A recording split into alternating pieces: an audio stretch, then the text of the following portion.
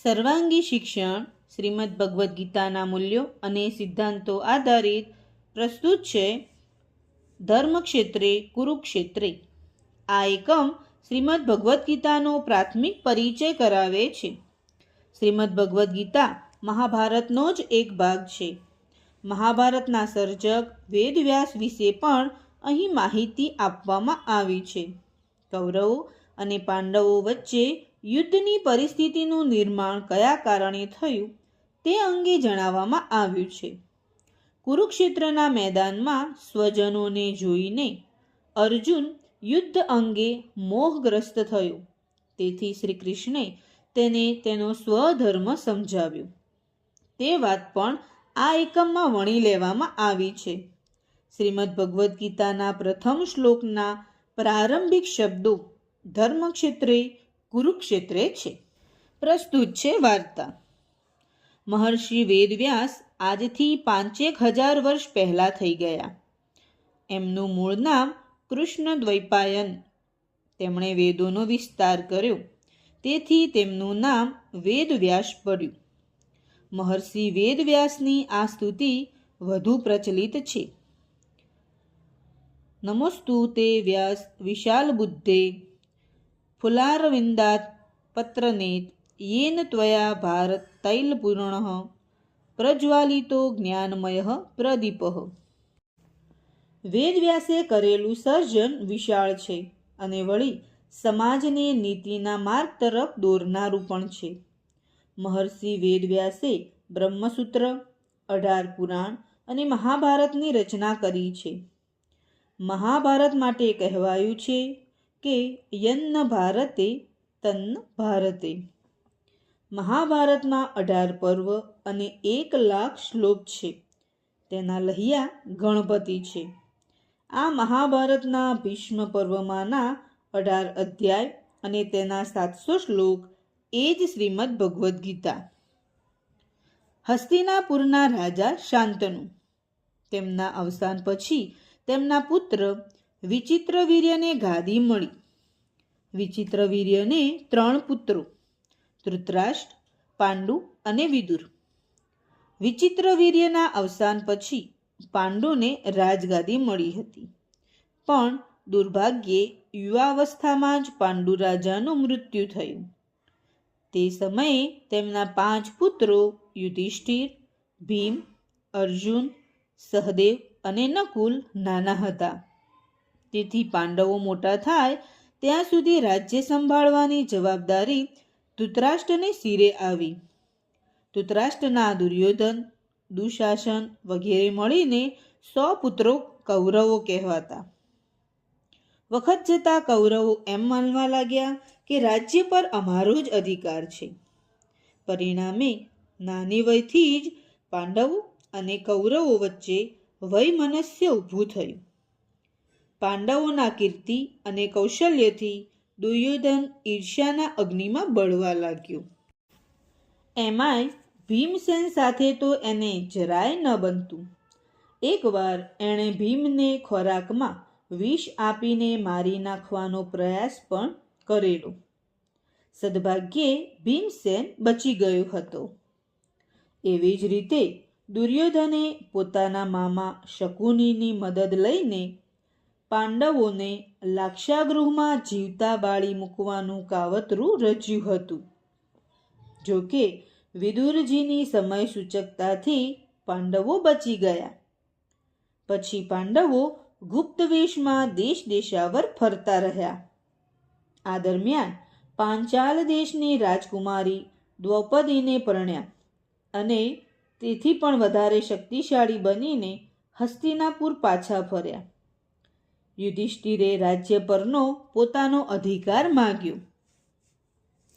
ભવિષ્યમાં પરિસ્થિતિ વધારે ન વણસે એમ વિચારીને સૌના દાદા એવા ભીષ્મ પિતામહે મધ્યસ્થી કરીને કૌરવ પાંડવ વચ્ચે અડધું રાજ્ય વહેંચી આપ્યું.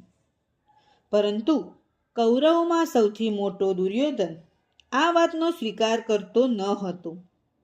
એણે મામા શકુની સાથે મળીને પાંડવોને છળથી 12 વર્ષ વનવાસમાં મોકલ્યા.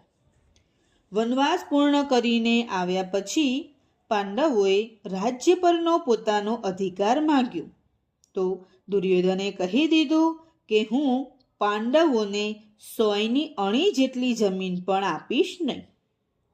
શ્રી કૃષ્ણ, ભીમ, વિદુર આદિ સુજ્ઞ લોકોએ કૌરવોને સમજાવવાનો પ્રયત્ન કર્યો, પણ તે ન માન્યા. તે ન જ માન્યા. પરિણામે યુદ્ધ આવીને ઊભું રહ્યું. મહામુનિ વેદવ્યાસે યુદ્ધ ટાળવા પ્રયાસ કરી જોયો. તેઓ રાજા ધૃતરાષ્ટ્રને મળ્યા. યુદ્ધથી વિનાશ થાય છે એમ સમજાવ્યું, પરંતુ ધૃતરાષ્ટ્ર પુત્રમોહ ત્યજી ન શક્યા. મહામુનિ વેદવ્યાસે ધૃતરાષ્ટ્રના સારથી સંજયને દિવ્ય દ્રષ્ટિ આપી, જેનાથી તે હસ્તિનાપુરમાં રહીને કુરુક્ષેત્રનું યુદ્ધ નિહાળી શકે અને ધૃતરાષ્ટ્રને યુદ્ધની માહિતી આપી શકે. યુદ્ધ સમયે ધૃતરાષ્ટ્રે સંજયને પૂછ્યું, હે સંજય, ધર્મભૂમિ કુરુક્ષેત્રમાં એકઠા થયેલા યુદ્ધ કરવાની ઈચ્છાવાળા મારા તેમજ પાંડુના પુત્રોએ શું કર્યું? સંજયે દિવ્ય દ્રષ્ટિથી જોઈને કહ્યું, મહારાજ, કુરુક્ષેત્રમાં કૌરવો અને પાંડવોની સેના સામસામે આવીને ઊભી. અર્જુનના મિત્ર અને માર્ગદર્શક એવા વાસુદેવ તેના રથના સારથી બન્યા. અર્જુનનો રથ બંને સેના વચ્ચે આવીને ઊભો રહ્યો. હે અર્જુન, અહીં એકત્રિત થયેલા આ બધા કુરુઓને જો. રાજ્યના લોભ માટે મારાથી આ સ્વજનોની હત્યા કેવી રીતે થાય? સામે પોતાના દાદા ભીષ્મ, ગુરુ દ્રોણ, પિતરાઈ ભાઈઓ અને તેમના પુત્રોને જોઈને અર્જુનની આંખો ભરાઈ આવી. તે મનથી ભાંગી પડ્યો. અર્જુનના હાથમાંથી તેનું ગાંડીવ ધનુષ્ય સરી પડ્યું. તેને શરીરે પરસેવો વળવા લાગ્યો. તેનું મોં સુકાવા લાગ્યું. તેણે શસ્ત્રો હેઠા મૂકી દીધા અને કહ્યું, કેશવ, મારે સ્વજનોને હણીને રાજ્ય જોઈતું નથી. હું નહીં લડું. હે કૃષ્ણ, હું ન તો વિજય ઈચ્છું છું કે ન તો રાજ્ય કે સુખ પણ નહીં. હે ગોવિંદ, અમારે આવા રાજ્યનું શું પ્રયોજન? અથવા આવા ભોગો અને જીવનથી પણ અમને શું લાભ? શ્રી કૃષ્ણ મનથી ભાંગી પડેલા અર્જુનની સામે જોઈ રહ્યા. તેમણે અર્જુનને બોધ આપતા કહ્યું કે તારો ધર્મ ન્યાય અને સત્ય માટે લડવાનો છે. કૌરવો અધર્મી અને અન્યાયી છે. જો તું યુદ્ધમાંથી પલાયન કરીશ અથવા તો યુદ્ધ નહીં કરે તો તારી અપકીર્તિ થશે. સમાજ તારો ઉપહાસ કરશે. માટે તારો પોતાનો ધર્મ સમજીને યુદ્ધ કરવું જોઈએ. શ્રી કૃષ્ણે અર્જુનના બધા જ પ્રશ્નોનું સમાધાન કર્યું. અર્જુનના સઘળા સંશયો શમી ગયા. શ્રી કૃષ્ણ દ્વારા અર્જુનને જે બોધ આપવામાં આવ્યો તે બોધ કુલ 18 અધ્યાયના 700 શ્લોકોમાં સમાયેલો છે, જે શ્રીમદ ભગવદ્ ગીતા તરીકે ઓળખાય છે. શ્રીમદ ભગવદ્ ગીતા માટે કહેવાયું છે, સર્વે ઉપનિષદ ગાયો છે. ગોપાલનંદન કૃષ્ણ તેના દોહનારા છે. અર્જુન વાછરડો છે.